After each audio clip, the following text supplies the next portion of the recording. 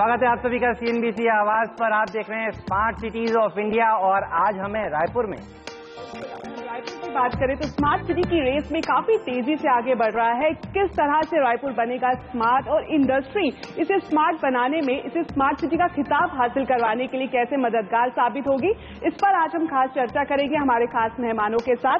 हमारे साथ हैं सुनील मिश्रा जी जो कि मैनेजिंग डायरेक्टर है CSIDC के, और साथ ही हमारे साथ जुड़ेंगे Anand Singhania, managing director Avinash group, और आनंद जी क्रेडाई नेशनल के ज्वाइंट सेक्रेटरी भी है। सर स्वागत है आपका। यहाँ और मेरे बगल में बैठे हैं PD व्यास साहब, MD हैं हारमनी AAC के, और दीपाली में देख रहा था कि छत्तीसगढ़ का बड़ा योगदान है। दरअसल मिनरल रिच सिटी है और मैं पढ़ रहा था, स्टेट है, मैं पढ़ रहा था 28% स्पॉन्ज आयरन, करीब 18% सीमेंट, 16% देश का कोयला का रिजर्व और 24% आयरन ओर डिपॉजिट हैं इस राज्य में। खनिज संपदाओं से लैस ये राज्य है, शायद यही खासियत है जो इसे स्मार्ट सिटी की तरफ भी तेजी से लेकर जा रही है। बिल्कुल, चलिए शुरुआत करते हैं, अपने पैनलिस्ट से बात करते हैं और उनसे पूछते हैं कि रायपुर कैसे बन रहा है सबसे तेज आगे बढ़ने वाला स्मार्ट सिटी। और शुरुआत करना चाहूंगा सुनील मिश्रा जी आप ही से, क्योंकि आर्किटेक्चर का बड़ा योगदान होता है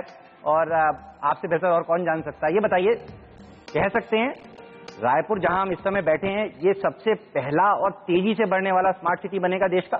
बिल्कुल कह सकते हैं। सबसे पहले मैं बताऊंगा कि जब आपने अभी छत्तीसगढ़ के आंकड़े पढ़े उसमें जो सबसे इम्पोर्टेंट चीज है जो आगे कंट्री के लिए भी नीडेड है और स्टेट के लिए भी, हम कंट्री का 30% पावर भी बनाते हैं। जी हाँ, और वो सबसे जरूरी है शायद इंडस्ट्री। और जहां तक स्मार्ट सिटी की बात है, स्मार्ट सिटी की शुरुआत कंट्री में मैं कह सकता हूं कि नया रायपुर का जो कॉन्सेप्ट देखा गया उसके बाद आया है। जो स्मार्ट सिटी के कॉन्सेप्ट्स की बातें आप करते हैं, जैसे underground and efficient sewerage, lighting, efficient waste management, then for cycling for pedestrians, pathway for pedestrians, वो सब चीजें ऑलरेडी नया रायपुर में एग्जिस्ट कर रही हैं। और इसके साथ ही अब नया रायपुर और रायपुर का इंटीग्रेशन उसके साथ ही होगा, कि वही हमारी प्लानिंग है। और उस प्लानिंग के लिए एक बहुत बड़ा एग्जाम्पल हमारे पास है रायपुर का कमल विहार योजना, जो कि पूरी तरह ऑलरेडी स्मार्ट सिटी के तर्ज पे ही डेवलप हो रहा है। ऑलमोस्ट 60% इंफ्रास्ट्रक्चर के काम उसमें हो चुके हैं। अगर हम इंडस्ट्री की बात करें तो इंडस्ट्री में भी पिछले कई सालों से हमने efficient power management, efficient waste management, इस तरह की चीजें लाई हैं। जैसे एक एग्जांपल मैं दूंगा, हमारा जो सिलतरा उरला का स्पॉन्ज आयरन का बेस है जो अभी आपने बताया था, उसमें सबसे बड़ी प्रॉब्लम थी हमारी फ्लाई ऐश की, जो आसपास काफी पॉल्यूशन करती थी। उसके लिए अब पिछले 1 सालों से हम प्लेसेस आइडेंटिफाई करके वहां पे डंप करके और उस पे हम अब ग्रीनरी खड़ा कर रहे हैं। अभी अगर आप सिलतरा कोई भी जाएं, यहाँ काफी लोग सिलतरा के बैठे भी हैं।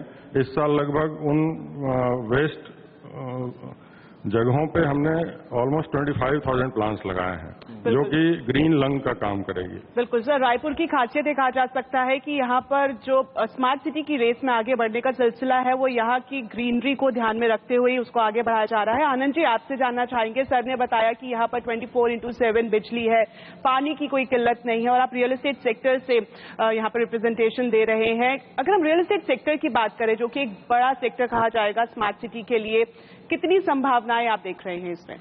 नहीं, definitely real estate is the biggest anchor, in fact the biggest contributor for smart cities. And when we talk about smart cities, it starts with smart homes, it starts with smart townships. तो I would say कि यहाँ पे जबरदस्त संभावनाएं हैं। और चूंकि रायपुर, नया रायपुर एक बिगेस्ट एंकर है छत्तीसगढ़ स्टेट के लिए, सेंट्रल इंडिया के लिए नया रायपुर एक बहुत बड़ा एंकर है। यहाँ पे स्टील पावर हब तो है जैसा कि मिश्रा जी ने बताया, बट अब डाउनस्ट्रीम इंडस्ट्रीज भी यहाँ पे हमारी गवर्नमेंट बहुत एनकरेज कर रही है। तो जब ये डाउनस्ट्रीम इंडस्ट्रीज, आई बिलीव कि 1-2 साल में, अभी कुछ 2-3 दिन पहले ही 1000 करोड़ के इलेक्ट्रॉनिक्स के MOU हुए, तो ये इलेक्ट्रॉनिक्स का MOU होना, IT इंफ्रास्ट्रक्चर आना, IT पार्क्स आना, ज्वेलरी जेम्स आना, फूड प्रोसेसिंग इंडस्ट्रीज आना will add to the development of real estate here. And definitely when this industries will be there will be growth in real estate. और आज की बात हम करें, करंट सिनेरियो की बात करें, तो स्मार्ट सिटीज नया रायपुर, जैसा कि आपने हेमंत जी ने कहा कि fastest smart city, I would say कि it is one of the first smart cities in India. तो ये रियल एस्टेट को बूस्ट करेगा। और आज हम जो टाउनशिप्स में, आज हम लोग भी जो टाउनशिप्स बना रहे हैं, जीरो गार्बेज टाउनशिप्स का डेवलपमेंट कर रहे हैं, सीवेज ट्रीटमेंट प्लांट लगा के वो वहीं पे वाटर रिसाइकिल करके यूज कर रहे हैं। तो इंपॉर्टेंट इज कि how effectively we are using the basics of smart cities. आज जो बेसिक है स्मार्ट सिटीज की, smart cities not only the wifi campuses या फिर मोबाइल से आपके बिल्स पेमेंट हो जाते हैं। It is about smarter way of using the basic things, smarter way of using sewage treatment, smarter way of using garbage. साथ स्वच्छ भारत अभियान को भी हमें साथ लेकर चलना पड़ेगा। बिल्कुल सिंघानिया साहब, आपने बड़ी इंटरेस्टिंग बात कही, वाईफाई। ये मैं शब्द सुनना चाह रहा था और सोच रहा था कोई इस बात को उठाएगा। इंफ्रास्ट्रक्चर की जब बात होती है तो अब वाईफाई की बात होती है, यूथ को कनेक्ट करने की बात होती है।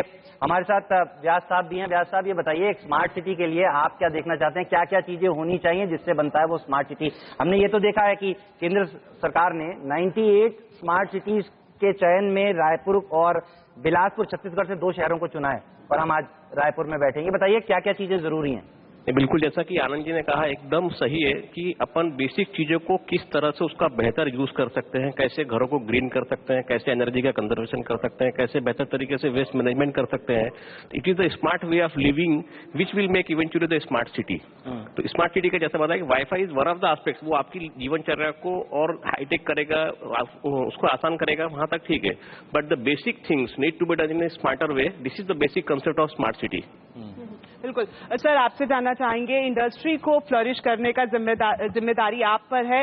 अगर हम लैंड की बात करें तो सबसे बड़ी जिम्मेदारी यही है कि जो इंडस्ट्री यहाँ पर आए, जिस तरह से सिंघानिया सर ने बताया कि कोर इंडस्ट्री से अब हम नॉन कोर इंडस्ट्री की तरफ जा रहे हैं, तो जो बड़ी बड़ी कंपनियां यहाँ पर आना चाहती हैं, यहाँ पर निवेश करना चाहती है, उनके लिए जमीन की किस तरह की उपलब्धता यहाँ पर है और उन्हें फेलिसिटेट करने के लिए आप क्या कर रहे हैं? जैसा कि सिंघानिया साहब ने बताया था, मैं बताना चाहूँगा, नॉन कोर में पिछले 1 सालों से हमने फोकस किया है और खासकर नया रायपुर में व्हाइट गुड इंडस्ट्रीज के लिए आईटी, इलेक्ट्रॉनिक्स, फूड प्रोसेसिंग और क्लीन टेक्नोलॉजी, लाइक 1-2 अभी हमारे पास प्रपोजल हैं जिसमें वो डीक्लोरिनेटेड प्योर वाटर्स के लिए टेक्नोलॉजी लाएंगे, वेस्ट मैनेजमेंट की टेक्नोलॉजीज हैं।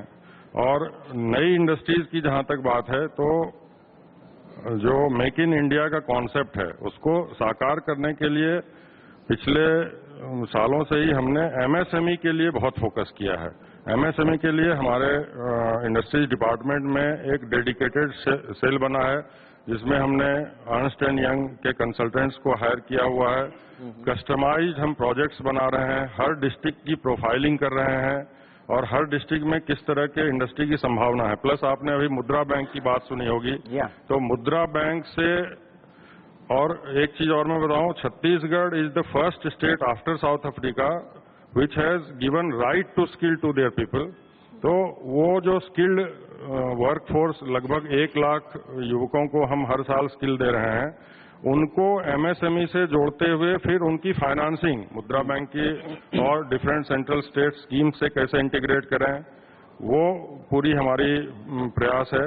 प्लस जैसा मैडम ने अभी बताया कि नई इंडस्ट्रीज के लिए, तो नई इंडस्ट्रीज के लिए मैं बताना चाहूंगा, छत्तीसगढ़ 1-2 कंट्री के लीडिंग स्टेट्स में से है जहां ऑलमोस्ट 7000 हेक्टेयर का लैंड बैंक हमारे पास है।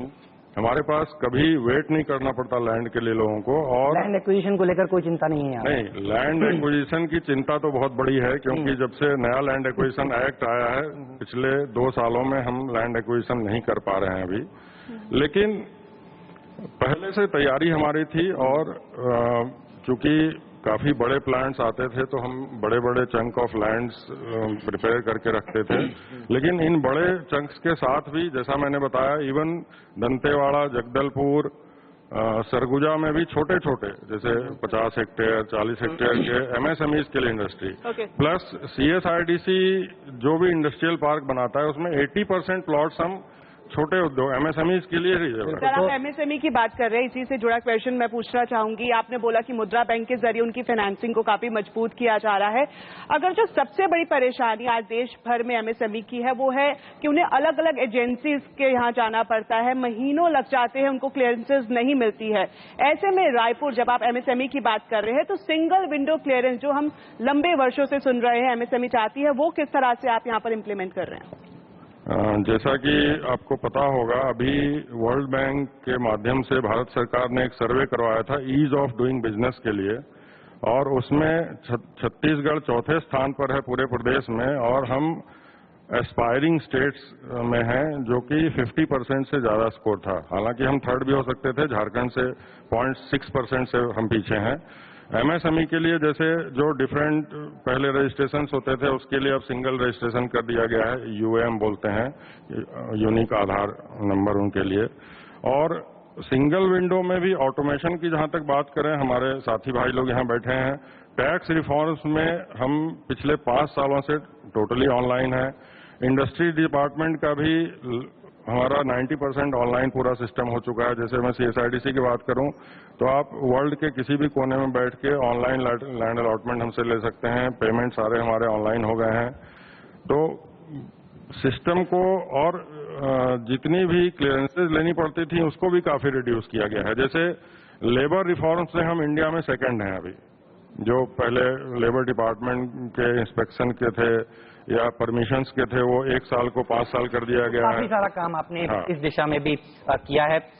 सिंघानिया साहब, आपसे जानना चाहूंगा, ये बताइए, हम देखते हैं पुश्तैनी मकानों से लोग अब, जब आपने नया रायपुर बनाया है तो अपार्टमेंट्स में शिफ्ट होने की बात करते हैं।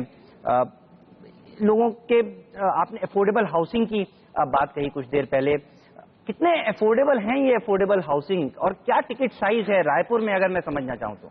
This is a very interesting subject you have raised, और सिंस हमारे प्रधानमंत्री नरेंद्र मोदी जी भी आज हाउसिंग फॉर ऑल बाय 2022 बोल रहे हैं, तो this is the best part कि in Chhattisgarh affordable housing is really affordable. आज हमने कुछ दिन पहले बॉम्बे में बैंकॉन था, जिसमें क्रेडई की ऑल इंडिया कॉन्क्लेव थी, उसमें हमें जानकारी मिली कि वहां अफोर्डेबल हाउसिंग मतलब 80 लाख का मकान है। 1 BHK मकान बॉम्बे जैसे शहर में 80 लाख का है। तो बड़ी खुशी की बात है कि छत्तीसगढ़ में हम ये 6 लाख 7 लाख से हम यहाँ स्टार्ट कर पा रहे हैं, और आज प्राइवेट डेवलपर्स बहुत अच्छा रोल प्ले कर रहे हैं अफोर्डेबल हाउसिंग में। 6 लाख से लेकर 15 लाख के यहाँ पे लगभग आई वुड से 25% शेयर प्राइवेट डेवलपर्स का है। इस दिशा में एक बात ये इंपॉर्टेंट है, जब हाउसिंग फॉर ऑल की हम बात करते हैं तो इट इज नॉट पॉसिबल कि सिर्फ गवर्नमेंट उसको टेकअप कर सके, ले आ सके। छत्तीसगढ़ गवर्नमेंट बहुत प्रोएक्टिव पॉलिसीज है यहाँ पे, रियल एस्टेट में डेवलपमेंट बहुत अच्छा है और रियल एस्टेट फ्रेंडली स्टेट है। जैसा कि मिश्रा जी ने बताया कि ease of doing business is also comparatively better, but जो बेटर करने की जो थोड़ी सी माइनर करेक्शन की requirement I would say as a stakeholder of real estate industry, अगर हाउसिंग फॉर ऑल का सपना हमें पूरा करना है तो real estate industry, private developers को we have to encourage, we have to be, they have to be part of this development of housing for all. आज ये हो रहा है कि डेवलपमेंट बोर्ड्स या डेवलपमेंट अथॉरिटीज जो स्टेट गवर्नमेंट सपोर्टेड हैं या स्टेट गवर्नमेंट की एजेंसीज हैं, ये बहुत इन्वॉल्व हैं इसमें, या उनको एनकरेजमेंट है in form of some incentives by land और सब्सिडाइज लैंड। अगर सेम इंसेंटिव्स या सेम सपोर्ट प्राइवेट डेवलपर्स लेके आए तो आई वुड से कि it will increase many fold. Sir, आपको लगता है जो नया रियल एस्टेट रेगुलेटिव बिल आ रहा है वो आपका प्रोत्साहन थोड़ा बढ़ाएगा? देखिए, प्रोत्साहन ट्रांसपेरेंसी की दृष्टि से बढ़ाएगा, ट्रस्ट की दृष्टि से बढ़ाएगा, एक बिलीफ की दृष्टि से बढ़ाएगा, बट थोड़ा जो अपने यहाँ इंडिया में कल्चर होता है रेड टेपिज्म का, वो भी बढ़ेगा। और रियल एस्टेट में time is money and that will increase the time I would say. तो वो जो टाइम अगर इंक्रीज होगा तो definitely that will increase to the cost. तो अफोर्डेबिलिटी एक वर्ड जो है, जो मैं आज 6-7 लाख के मकान दे पा रहे हैं, मुझे लगता है कि कम से कम 20% उसमें कॉस्ट इंक्रीज होगी। सो कोई ऐसा मॉडल बन सके कि without increasing the cost, red tapism को अवॉइड करते हुए अगर हम ये रेगुलेटर बिल ला सकें, रेगुलेटर बिल अगर आ सके तो नथिंग लाइक इट। बिल्कुल। चलिए लेंगे इस नोट पर एक छोटा सा ब्रेक, लेकिन आप कहीं मत जाइए, आप बने रहिए CNBC आवाज के साथ। हम देख रहे हैं smart cities of India Raipur, और ब्रेक के बाद चर्चा करेंगे दरअसल वीकनेसेस क्या है रायपुर की और उसको ओवरकम कैसे कर सकते हैं इंडस्ट्री और स्टेक होल्डर्स मिलकर। ये सब ब्रेक के बाद।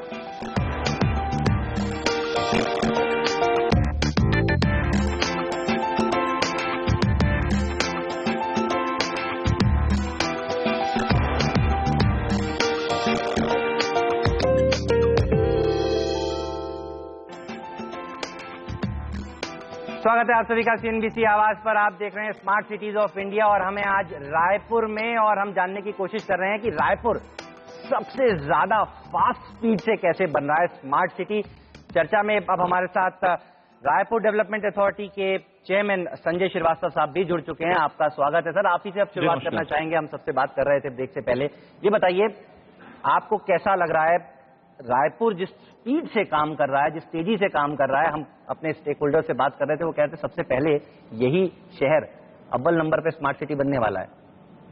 निश्चित रूप से वर्ष 2000 में जब छत्तीसगढ़ राज्य का निर्माण हुआ और रायपुर शहर राजधानी बनी, मैं ये कह सकता हूं कि देश के अंदर में पिछले 15 वर्षों के अंदर में यदि फास्ट ग्रोइंग स्टेट और शहर की यदि बात करूं तो राजधानी विकास की दौड़ में सबसे आगे चला है।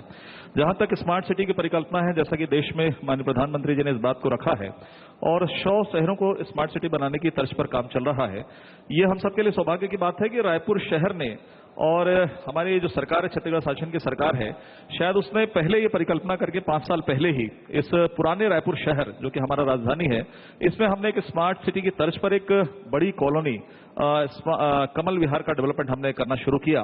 और जब ये स्मार्ट सिटी की परिकल्पना सामने आई तो मुझे ऐसा लगता है कि शायद कमल विहार जो डेवलपमेंट हुआ है शहर के अंदर में, वो लगभग उस स्मार्ट सिटी के जितने भी मापदंड थे उसको उन्होंने लगभग फुलफिल किया है।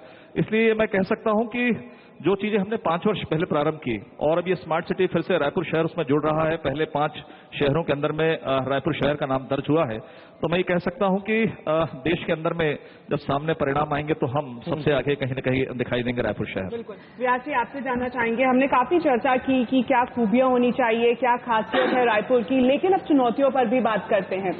जो स्मार्ट सिटी बनने में सबसे बड़ी चुनौती है वो है आर्थिक सहायता। हालांकि केंद्र सरकार की तरफ से कहा गया है कि पब्लिक प्राइवेट पार्टनरशिप को इसमें इनकरेज किया जाए और इसमें सभी स्टेक होल्डर्स की इक्वली पार्टिसिपेशन रहेगी। तो फाइनेंशियल असिस्टेंस इस पूरे स्मार्ट सिटी के प्रोजेक्ट में आपको लगता है एक बड़ी चुनौती?